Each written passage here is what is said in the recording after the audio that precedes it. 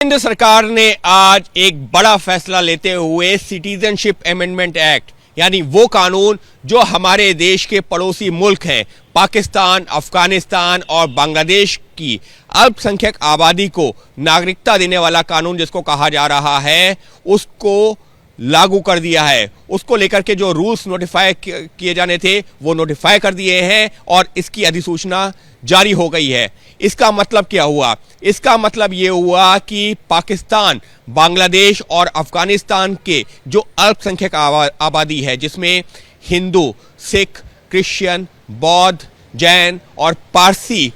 समुदाय के लोग हैं, वो अगर भारत आते हैं तो उनको नागरिकता दी जा सकती है। इसके लिए बाकायदा जो लोकसभा और राज्यसभा से बिल पास हुआ था जिसको राष्ट्रपति की मंजूरी मिली थी, CAA, उसमें साफ तौर पर यह प्रावधान रखा गया है कि 31 दिसंबर 2014 से पहले इन 3 देशों से जो अल्पसंख्यक समुदाय के लोग, वहां के अल्पसंख्यक समुदाय के लोग यहां आते हैं, भारत में आते हैं, तो उनको नागरिकता दी जाएगी। हालांकि इस कानून को लेकर के शुरुआत से ही कई तरह के सवाल उठ रहे थे कि आखिर अगर इसमें 6 धर्म के लोगों का जिक्र है तो मुसलमानों का क्यों नहीं, जिसका जवाब सरकार की तरफ से ये कहा गया कि इस बिल में कहा यह गया है कि इन 3 देशों के जो अल्पसंख्यक समुदाय के लोग हैं उनके लिए ये कानून है जिनको इन तीनों देशों में प्रताड़ित किया जाता रहा है। और इसी वजह से इन तीनों ही देशों में, फिर चाहे वो पाकिस्तान हो, बांग्लादेश हो या अफगानिस्तान, वहां पर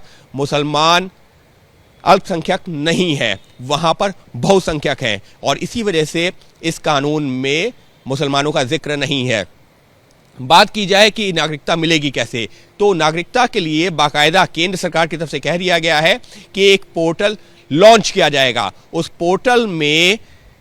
जो भी लोग खुद को अप्लाई करना चाहते हैं, आवेदन करना चाहते हैं नागरिकता के लिए, जो 31 दिसंबर 2014 से पहले आए हैं भारत में, वो उस पर जाकर के खुद को रजिस्टर करेंगे ऑनलाइन। और जो रूल्स ये फ्रेम किए गए हैं, जो ड्राफ्ट किए गए हैं, उसमें बाकायदा इस चीज़ का जिक्र है कि कैसे कौन कौन से दस्तावेज देने होंगे और कैसे वो नागरिकता मिलेगी। जब रूल्स के हिसाब से यानी कि नियमों के हिसाब से जो दस्तावेज बताए गए हैं वो ऑनलाइन सबमिट हो जाएंगे तो संबंधित जो मंत्रालय हैं, जो विभाग हैं, वो उसका आकलन करेंगे। जब उन दस्तावेजों को सही पाया जाएगा तो फिर नागरिकता देने की प्रक्रिया को आगे बढ़ाया जाएगा। तो कुल मिलाकर के इसी वजह से केंद्र सरकार की तरफ से लगातार कहा जा रहा है कि CAA यानी